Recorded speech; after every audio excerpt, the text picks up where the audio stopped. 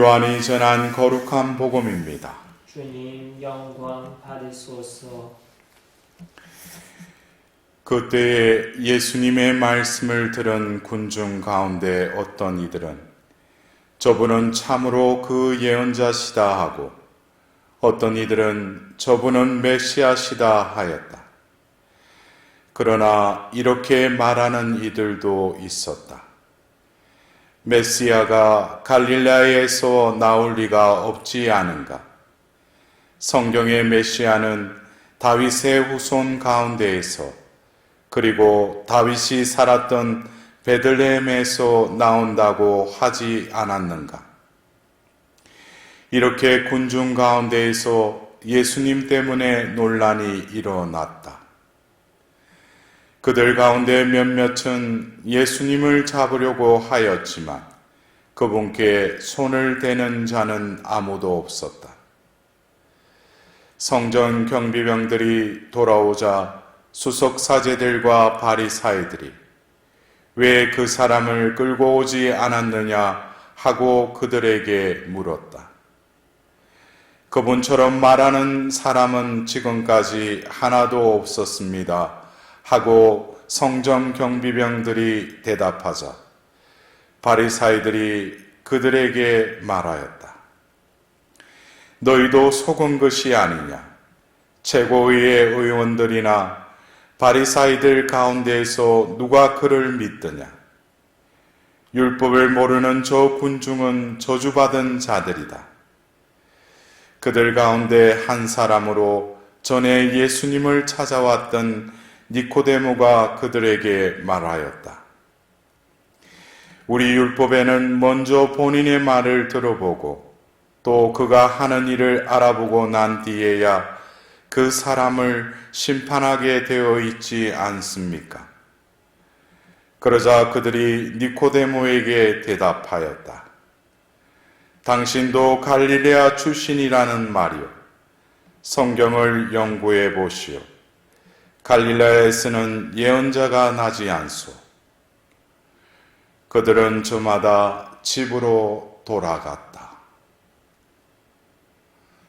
주님의 말씀입니다. 그리스도님 찬미합니다.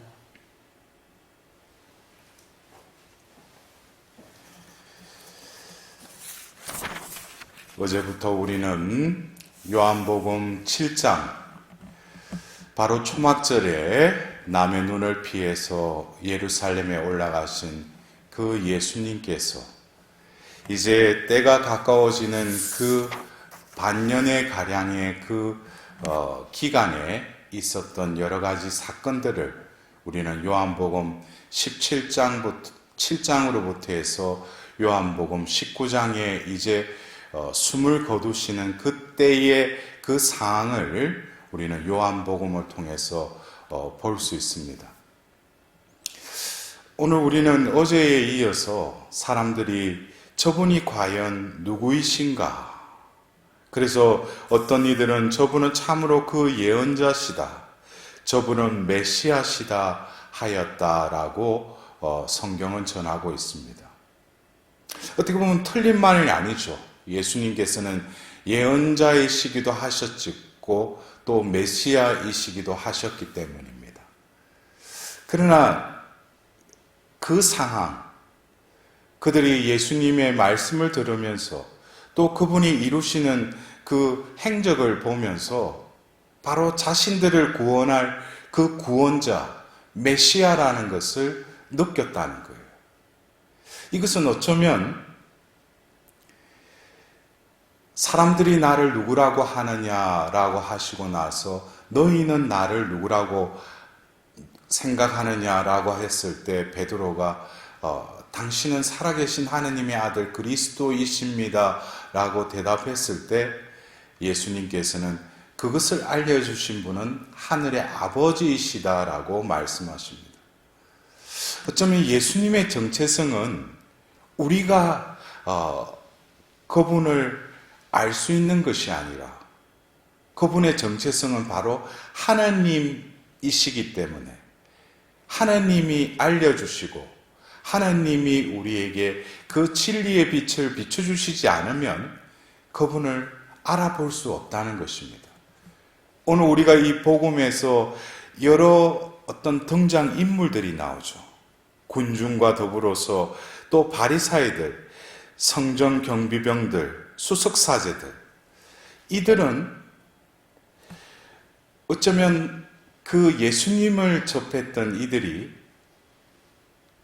어떤 하나님으로부터 오는 그 빛에 의해서 그분의 정체성을 알아보긴 알아봤지만 이들에게는 그 눈이 가려져서 그 어두움 속에서 그 많은 이들이 말하는 그 예수님의 그 정체성에 대해서 부정을 하죠. 왜냐하면은 자기들의 어떤 세력, 자신들이 주가 되었기 때문에 바로 성경의 말씀도 자기 입장에서 해석하고 적용하려고 그랬죠. 결국 그들의 가려진 눈은 결국에 예수님의 존재를 알아보지 못하고 합리화와 자기 위주의 해석으로서 일관되는 것을 오늘 우리는 이 복음을 통해서 엿볼 수가 있습니다. 근데 오늘 우리는 이 복음의 말미에 한 사람이 등장하죠. 바로 요한복음 3장에 등장했던 최고의회의 의원이었던 니코데모입니다. 다른 사복음서 중에 유일하게 이 요한복음에 등장하는 니코데모, 바로 요한복음 3장, 오늘 우리가 들었던 요한복음 7장, 그리고 요한복음 19장에 세 번에 걸쳐서 이 니코데모의 그 인물에 대해서 말하고 있습니다. 오늘 이 7장에서는 니코데모가 바로 그 최고의회 의원들과 바리사이들의 그 논쟁 가운데 바로 그가 어쩌면 예수님이라는 존재에 대해서 제가 서두에 말씀드렸듯이 예수님의 그 존재는 내가 알아차리는 것이 아니라 알려주실 때 우리는 그냥 고백하게 되는 것이 바로 그분의 존재라는 것입니다.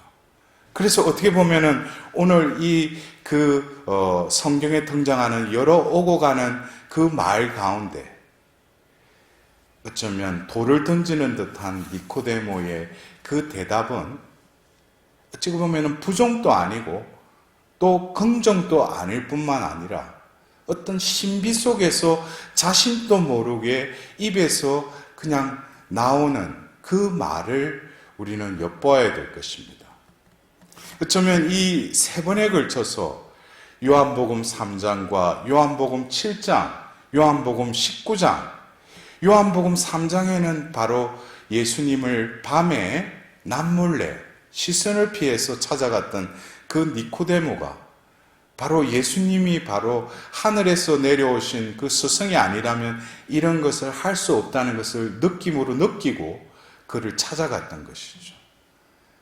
그 니코데모에게 예수님께서는 물과 성령으로 다시 나지 않으면 하늘나라에 들어가지 못한다라는 그에게 있어서는 모든 것에 정통하고 지성적인 그에게 이 예수님으로부터 나왔던 이 말씀은 이해를 못했던 거죠.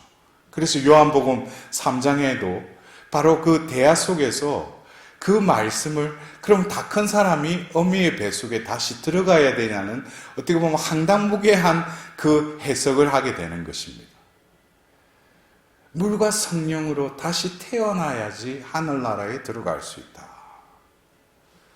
어쩌면 그날 그 밤에 그 예수님을 만난 그 니코데모는 바로 그분의 그 말씀을 듣고 이해를 하지 못했지만 바로 예수님의 그 말씀을 통해서 뿜어져 나오는 그 진리의 생명력을 아마 그는 들어마시고 느꼈을 것입니다. 그랬던 그가 오늘 이 7장에 또 등장을 하게 되는 것이죠. 이제 서서히 그 진리의 빛 가운데로 나아가도록 하나님께서 그를 이끌어 가시고 계십니다. 급기야는 요한복음 19장에 예수님께서 이제 십자가에서 숨을 거두시고 나서 그 시신의 모략과 모략을 바르기 위해서 바로 아리마티아 사람 요셉과 함께 그 예수님의 시신으로 당당하게 나아갔던 이가 바로 또 니코데모이기도 합니다. 어쩌면 예수님을 그 사형수로 십자가형의 그 못 박으라고 하는 최고의회와 수석사제들, 사두가이들의 그 틈바구니에서 아랑곳하지 않고 바로 그 예수님의 그 시신으로 나아가고 있는 그 니코데모를 바라보면서 그는 분명히 그들이 십자가에 못 박으라고 했던 그분이 바로 메시아임을 그는 바로 깨달았던 것입니다.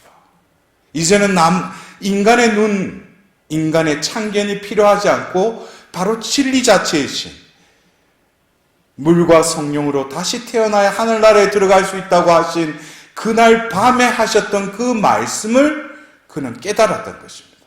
이것은 바로 물과 성령으로 다시 태어남을 그는 바로 예수님 공생애에 예수님의 그 첫 만남과 더불어서 바로 성전에서 오늘 그의 말을 통해서 또 그의 행위를 통해서 그는 이제 예수님의 존재를 알아보았을 뿐만 아니라 예수님의 존재, 바로 이 죽은 예수님의 그 시신 앞으로 가서 바로 그분께 다시금 신앙 고백을 했을 것입니다.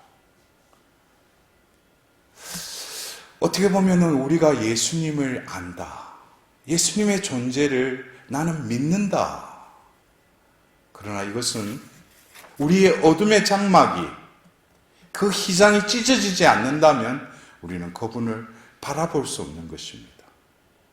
오늘 우리는 일독서의 예레미야서를 통해서 다시금 그 예레미야가 처해져 있는 그 상황, 어떻게 보면은 예수님께서 이제 때가 되어서 예수님의 잡혀가서 고문을 받으시고 이제 죽을 때를 기다리는 그 상황과 겉으로 보기에는 흡사하게 보일 수도 있지만 바로 이 일독서의 예레미야는 예언자이기도 했지만 그는 인성만을 지니고 있었다면 바로 예수님은 인성뿐만 아니라 신성을 지니신 하느님이셨기 때문에 바로 그 고통을 받아들이는 데 있어서는 그 인성을 뛰어넘는 신성을 예수님은 십자가의 죽음을 통해서 우리에게 드러내신 것입니다. 어쩌면 인간이 이해하지 못하는 인간의 생존 본능에서는 자신을 구하해달라고 그 원수를 복수해달라고 한 이 예레미야의 그 부르짖음, 그러나 예수님은 자신의 그 죽음을 온전히 받아들이고 그 꿋꿋이 그 십자가의 죽음을 받아들이는 그 모습은 바로 그 모습을 통해서 나약한 인성이 아니라 그 뒤에 가려진 신성의 그 권능을 우리는 느껴야 할 것입니다. 우리는 바로 그 십자가의 그 나약함, 십자가의 그 처절함을 뛰어넘는 하나님의 그 권능과 그 권세를 바로 십자가를 통해서 우리는 깨달아야 할 것입니다. 우리가 십자가를 지고 예수님을 따르는 것이 아니라 바로 그 십자가를 우리의 어깨에, 우리의 마음에 지고 품을 때 바로 하나님의 권능이, 하나님의 권세가 그 존재를 온전히 사로잡는다는 것입니다. 그것이 바로 십자가의 파워인 것입니다. 어쩌면 우리가 오늘 우리 한국 시간으로 새벽 2시에 로마에서 교황님께서 온 인류를 함께 기도를 바치시면서 그 하셨던 그 강론의 말씀을 저는 읽으면서 그 풍랑에 두려워하고 있던 그 제자들이 자고 있는 예수님을 깨워서 그 두려운 가운데 예수님을 불렀지만 예수님께서는 왜 믿음이 없느냐 라고 말씀하신 그 대목을 교황님께서 강론하셨습니다. 어쩌면 지금 우리가 살고 있는, 지금 지내고 있는 이 사순 시기, 어쩌면 겉으로, 그리고 눈에 보이는 모든 것은 이 풍랑과 같이 혼란 속에, 그 어지러움 속에 우리는 표류하는 배와 같이 그 배 속에, 그 풍랑에 시달리고 있는지 모릅니다. 그러나 그 배 속에 중요한 것은 그 사나운 풍랑보다도 그들과 함께 계신 그 예수님이 함께 하심을 우리는 진정으로 믿느냐 이것입니다. 예수님께서 이 사순 시기를 통해서 우리에게 베풀어 주실, 또 당신께서 이루실 그 하나님의 뜻을 우리는 얼마만큼 절감하며 그것에 더 우리의 마음을 두고 있는지, 예수님의 그 십자가의 권능이 특히 올 이 사순 시기에 온전히 하나님의 그 공로가 이 세상에 퍼뜨려질 수 있도록 우리가 할 수 있는 것은 오로지 하나님께 기도하는 그것과 동시에 이 세상을 구원할 2000년 전 그 유일한 방법은 예수님의 죽음을 통해서 하나님께서는 이 세상의 죄를 없애주셨습니다. 바로 우리는 그 십자가에, 바로 그 순환에 우리의 발을, 우리의 마음을 옮길 때 바로 하나님께서는 이 세상에 그 단말마에 믿음이 없느냐라고 하는 그 말씀을 우리 마음에 담으면서 이 세상에 이 풍랑이 치고 있는 그날 밤에 그 밭 호숫가에서 있었던 그 사건과 같이 우리는 우리 곁에 계시는 예수님의 그 함께 있음을 우리는 느껴야 할 때가 바로 이 사순 시기가 아닌가 싶습니다. 우리는 다시금 이 니코데모와 같이 하나님의 빛 속으로 우리를 이끌어 가시는 그 하나님의 손에 우리의 존재를 온전히 내어 맡기면서 오늘 하답송의 그 응답과 같이 주 하나님 당신께 피신하나이다 라고 하는 그 시편 저자의 그 마음과 일치하여서 우리는 온전히 예수님께 의탁할 때 하나님의 그 말씀이, 하나님의 그 권능이, 하나님의 그 십자가로 이 세상을 구원하실 그 때가 가까이 옴을 우리는 희망하고 그 예수님과 함께 이 항해를 계속해야 할 것입니다. 특별히 오늘 토요일 성모님께서 이 인류를 보시며 마음 아파하고 계시는 그 어머니의 눈에 맺어진 그 눈물을 우리 자녀들인 우리들은 다시금 마음으로 느껴야 할 것입니다.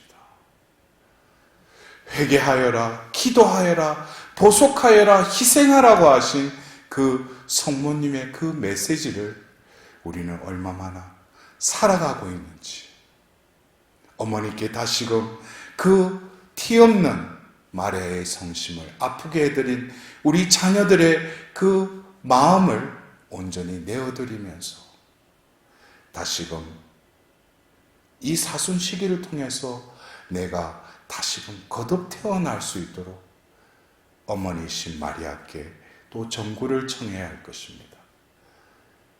이 신비를 통해서 다시금 우리를 빛으로 그 진리로 이끄시는 하나님께 자비를 구하도록 합시다.